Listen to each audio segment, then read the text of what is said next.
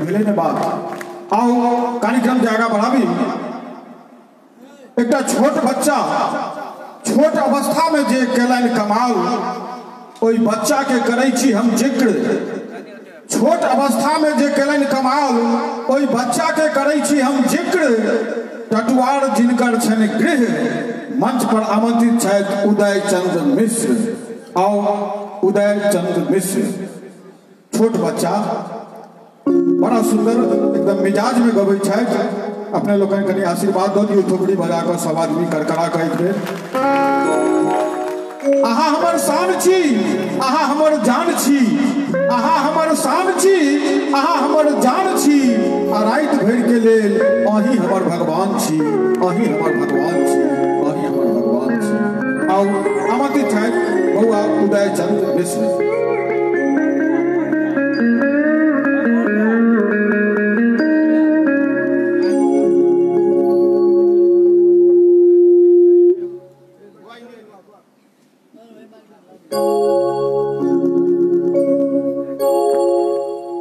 उपस्थित सब गोटे के प्रणाम करे बाबा विद्यापति के नमन करे।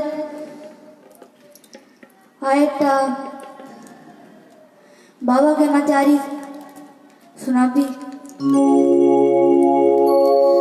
साहब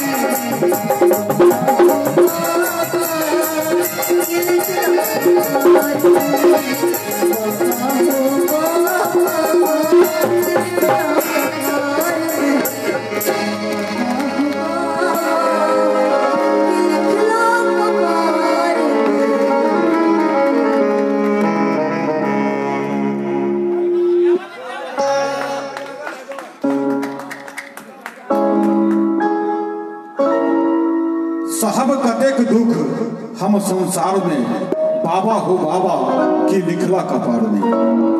कहै छै किछु मोनक बात अहाँ हमर जानि नहीं सकै छी, किछु मोनक बात अहाँ हमर जानि नहीं सकै छी, सबटा बात अहाँ के हम मानि नहीं सकै छी। टीस उठैया छाती में कखनो कखनो, आँख रहितो मुदा हम कानि नहीं सकै छी, मुदा हम कानि नहीं सकै छी। आओ पुनः अपने लोग बीच आमंत्रित छथि बउआ उदय चंद्र मिश्र। आओ एक लोकगीत के संगे लोकगीत सुनाती। दिल में बसा वहाँ, धड़कन में बसा लियो, हो ये दिल में बसा वहाँ, में बसा लियो। महारानी श्री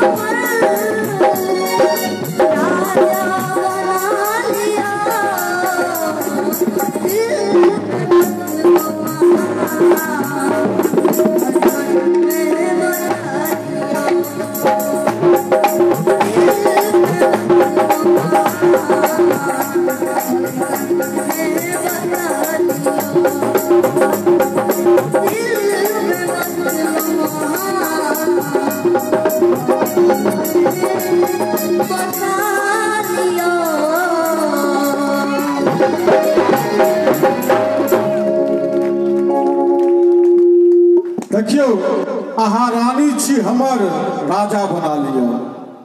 रानी बनबै के शौक बच्चे से लोग के रहे छे, मुदा जखन रानी बन जाय छथिन तखन लोग के पता चले छे जे ओ रानी से कोन कहानी बनै छे से। सत्य कहै छी, बड़ाई करै छी, नेत में नहीं है कोनो खोट। सत्य कहै छी, बड़ाई करै छी, नेत में नहीं है कोनो खोट। हम कोनो अपना मूल्य चलै छी, हमर कनिये छथि हमर रिमोट, हमर कनिये छथि हमर रिमोट। ओ जेना नचेती हम तेना नाचब, ओ जेना नचेती हम तेना नाचब, हुनका सामने में हम बाजब। दूर दूर तक बजै छन हुनकर डंका, आ हमरा लोग कहैया डरपोका। कनिया हम पातर छीतर, कनिया खूब मोट सोट। हम कोनो अपना मुने चलै छी, हमर कनिये छथि हमर रिमोट, हमर कनिये छथि हमर रिमोट, हमर कनिये छथि हमर रिमोट। और कार्यक्रम के आगा बढ़ाबी और पुनः चलै छी गीत संगीत के दौर में। जे छुपल छै से हम कहबै ककरा, जे छुपल छै से हम कहबै ककरा। ने कोनो ताम झाम ने कोनो नखरा, मंच पर आमंत्रित छथि भाई मंटू मिश्रा। और मंटू मिश्रा अपने लोग के बीच गीत संगीतक माध्यमे। तत्पश्चात सज्जन कुमार झा और नीरज झा। पहिल चक्र में हमरा एते कलाकार छी, हम तकरा बाद दोसर चक्र में चलब। एखन हम सब सुनै छी भाई मंटू मिश्रा।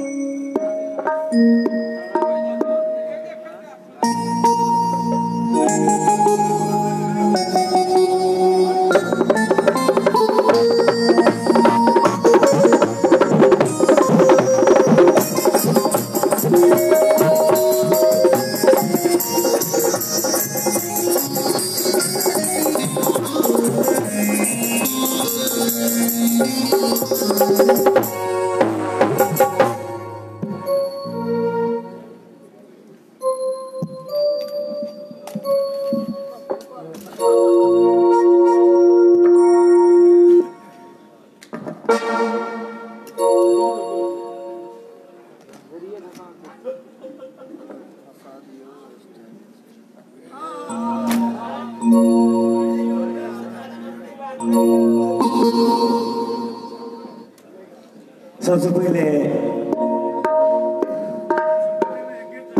विद्यापति जी का चरण स्पर्श नमन करे अपने समस्त श्रोता बंधु का हम मंटू मिश्र सादर प्रणाम करै छी। अपने समस्त म्यूजिशियन का हमार नमस्कार, कलाकार बंधु का सादर प्रणाम नमस्कार। हम एक लाइन मोहन बाबू के बारे में बाजब। रियल में वास्तव में मोहन मोहन छथिन।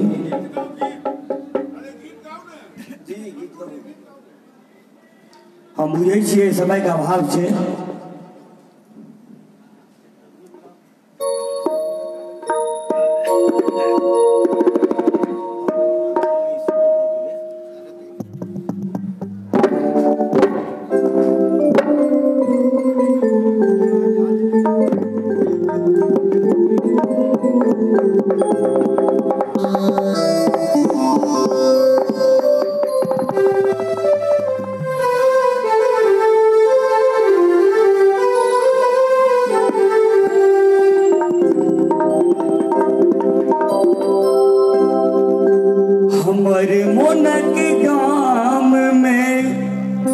ईश्वर भोगले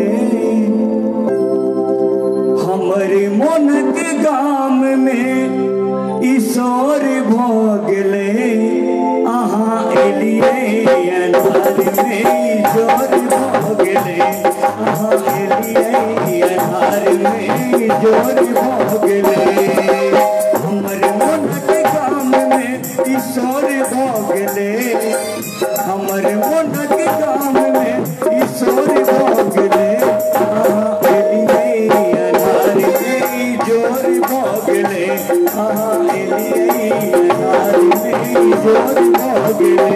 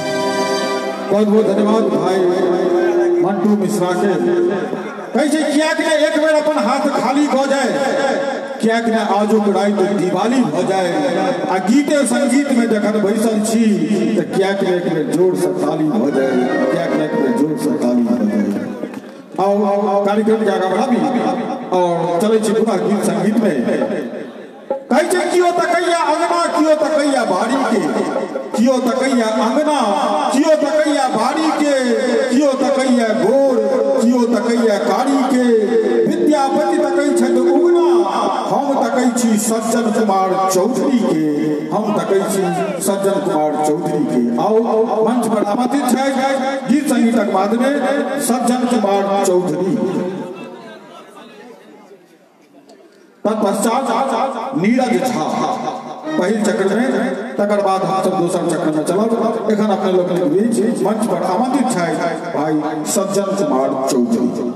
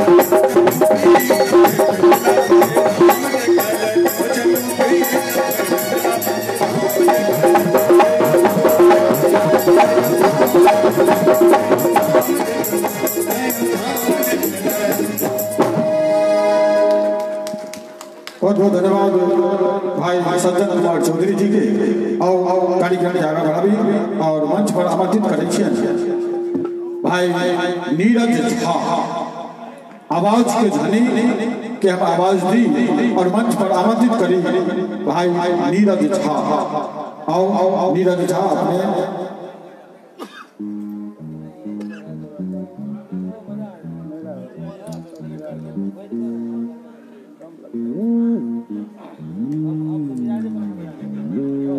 एक बार ठकुरी बजा दियो सब आदमी कर आओ मंच पर आमंत्रित है भाई नीरज झा। तत्पश्चात हम सब दोसर चक्र में चला एखन पहिल चक्र में भाई नीरज झा।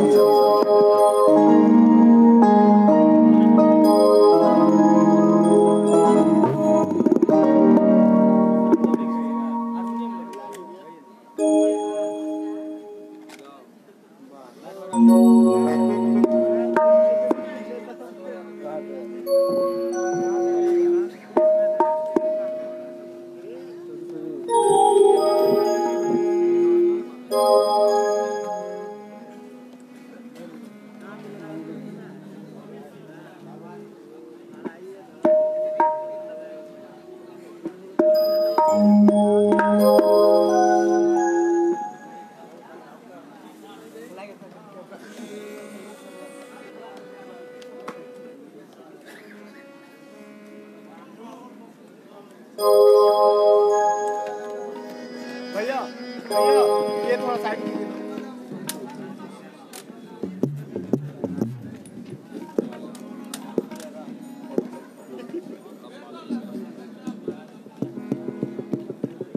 ये थोड़ा साइड कर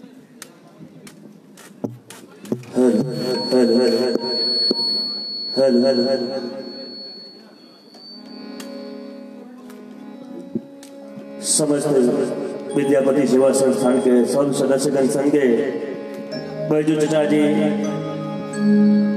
संगे सामने में समस्त श्रोता बंधु के सबके एक संगे प्रणाम करै छी और एक मिथिला वर्णन हम राखी।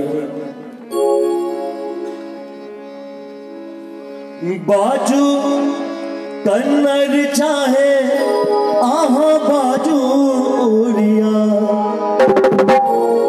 बाजू कन्नड़ चाहे आहा बाजू उड़िया सब साथी करे लागे उड़िया सब साथी करे लागे उड़िया बाजू कन्नड़ चाहे आहा बाजू उड़िया बाजू कन्नड़ चाहे आहा बाजू उड़िया सब साथी करे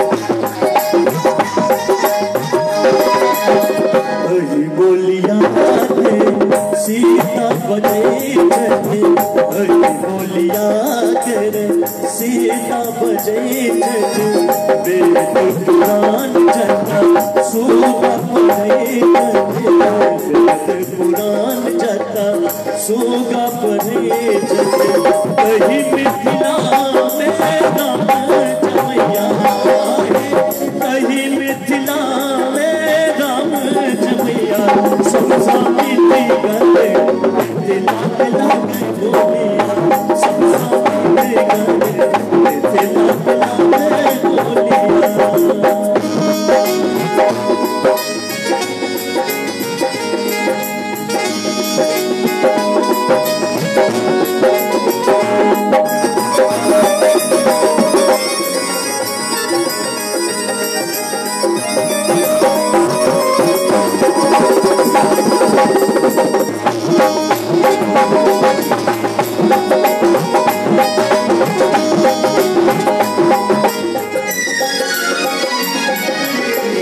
सोहर लगे झिझिया छे पावन मिथिला में मैया पूछे सोहर लगे झिझिया छे पावन मिथिला में मैया पूछे कालिदास जतया पवना कालिदास जता बनाना कलिया सब सामिती गले तिला तिला सब सामिती गले तिला तिला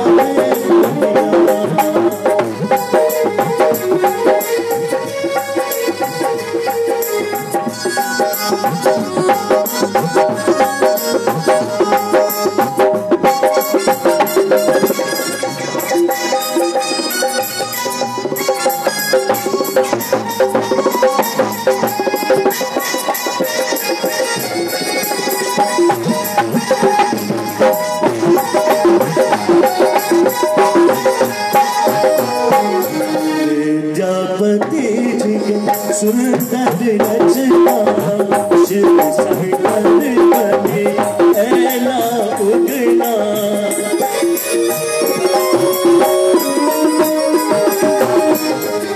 विद्यापति जी के सुंदर रचना शिव संकर बने ऐला उगना भेल उधार गौतम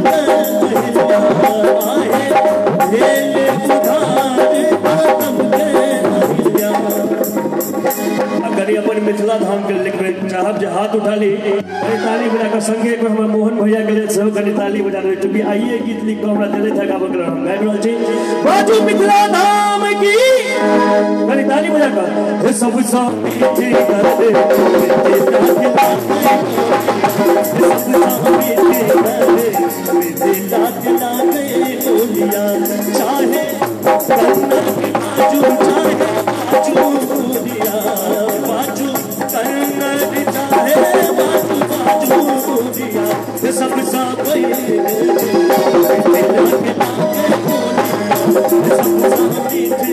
मिथिला के लागे बोलिया मिथिला के मिथिला के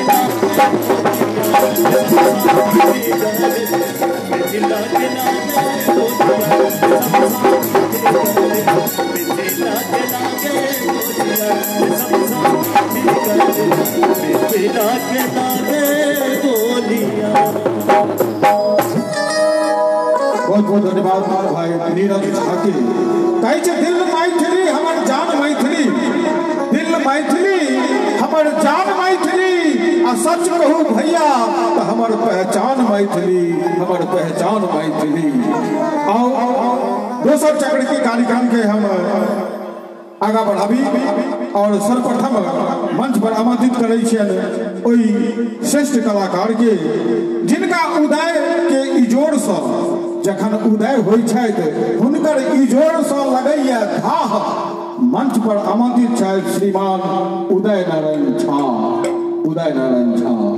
आओ अपने लोग के बीच मंच पर आमंत्रित करै छियनि जे मुंबई से चल के आयल छथि और हमारे गुरुदेव पंडित कमलाकांत झा जी अपने लोगन के कहने छलथि जे उदित नारायण झा जी के ई छोट भाई छथिन आइ अपने लोग के बीच स्वदेह मंच पर आमंत्रित छथि भाई उदय नारायण झा। आओ हम सब सुनी हिनका सब एक बेर कनी जोरदार ठोपड़ी बजा दियो ओकरा कहो पड़ैया अहाँ सब मसुआ गेलहुँ जेना लगैया।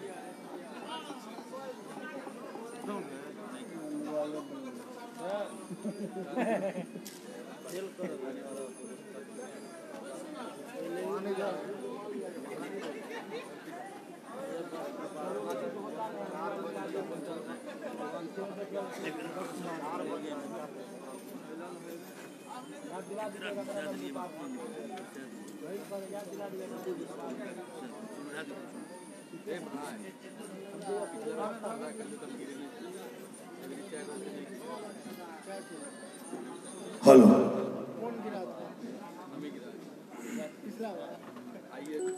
एक मैथिली गाना और सुना दी छी आवाज तो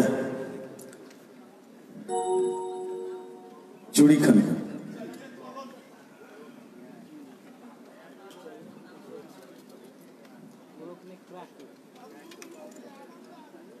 छोड़ के गांव शहर में एलो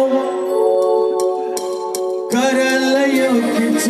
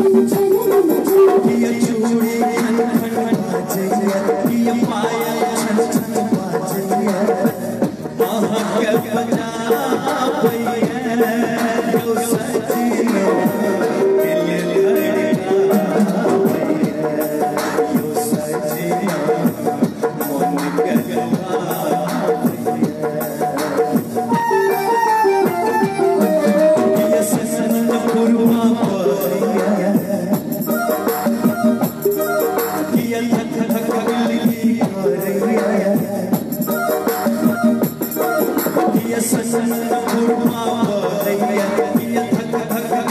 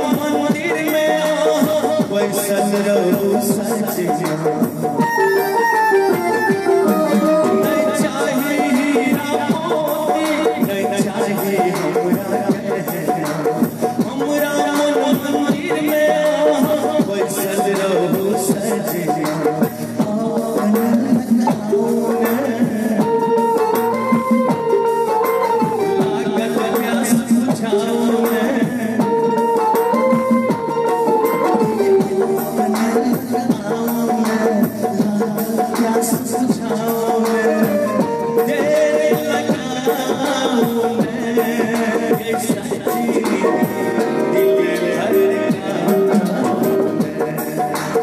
मैं सच्ची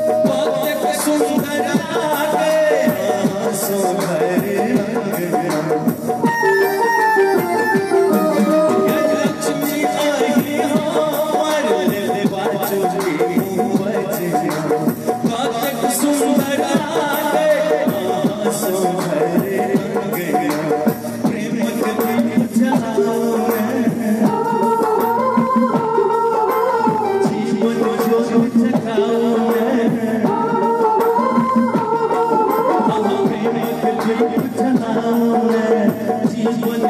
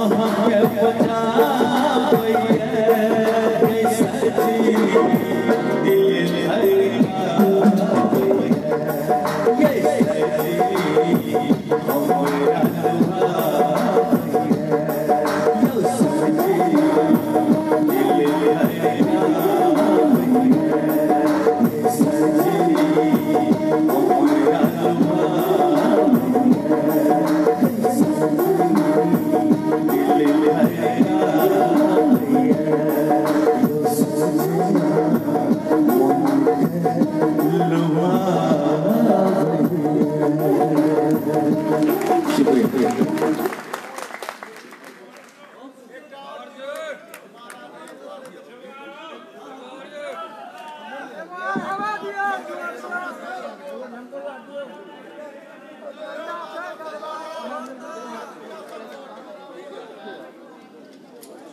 हेते झमकौआ हेते रही रही चूड़ी खनक गेलै कंगना रही रही चूड़ी खनक गेलै कंगना आइ मोन पड़ल ओ दिन जहिया मिलल छलै नैना जहिया मिलल छलै नैना सिंगार भेलै एहन बेजोर जेना रातुक अन्हरिया में चानक इजोर सिंगार भेलै एहन बेजोर जेना रातुक अन्हरिया में चानक इजोर सनक गेलै गाम घर गमक गेलै अंगना आइ मोन पड़ल ओ दिन जहिया मिलल छलै नैना जहिया मिलल छलै नैना।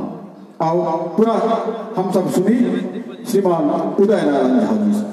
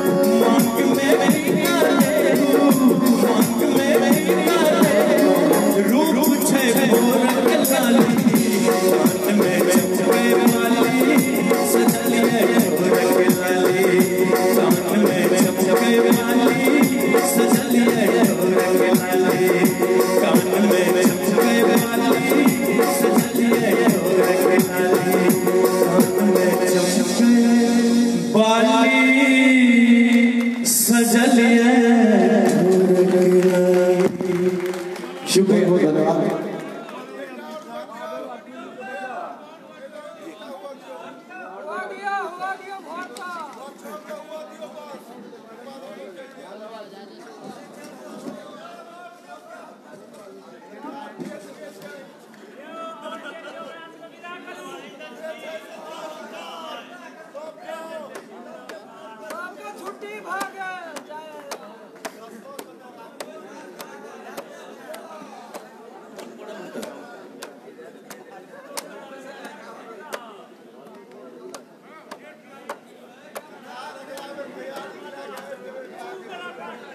और अपने ही के बात भर रही थी।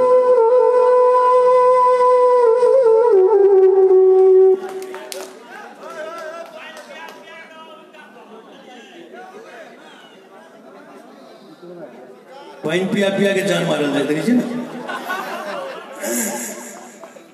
नहीं रहते अगले काफी आवाज बैठ बैठ बैठ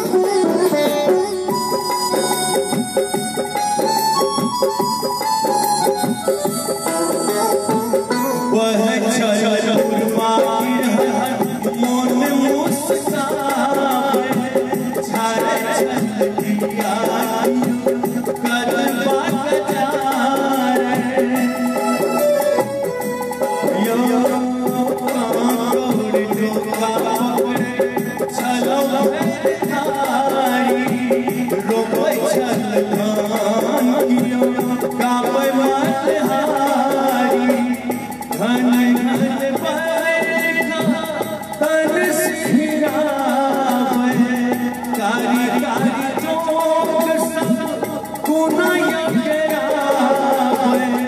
कर छलता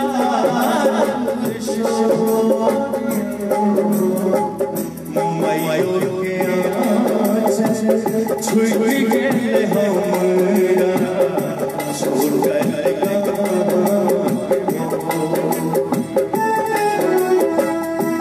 मैयो के छुई गेले हमरा छोड़ कर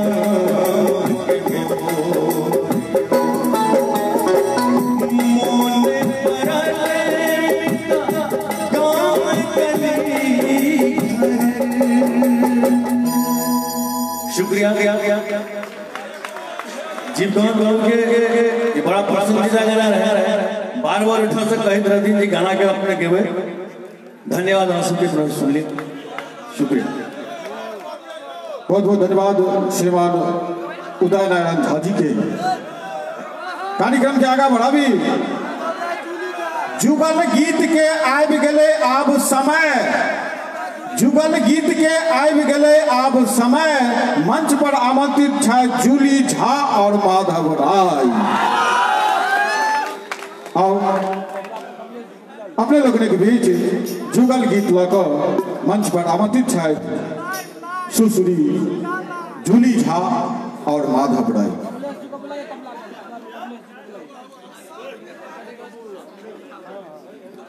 और हम चाहे तबला पर संगत करती कमलेश जी अपने तबला पर आ जाए।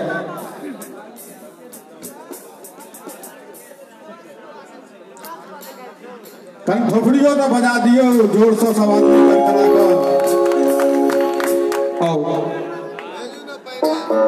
जुगल गीत जूली झा और माधव राय।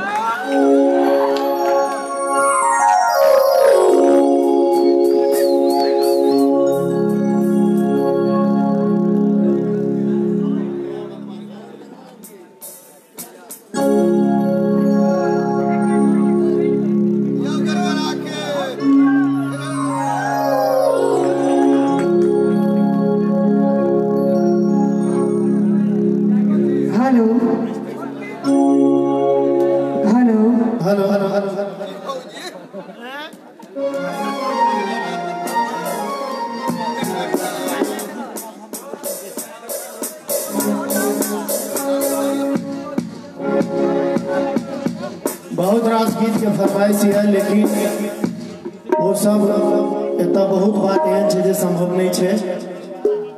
बाकी जे सुनबे छी तही में आनंद लिया एक जोरदार ताली बजा दियो।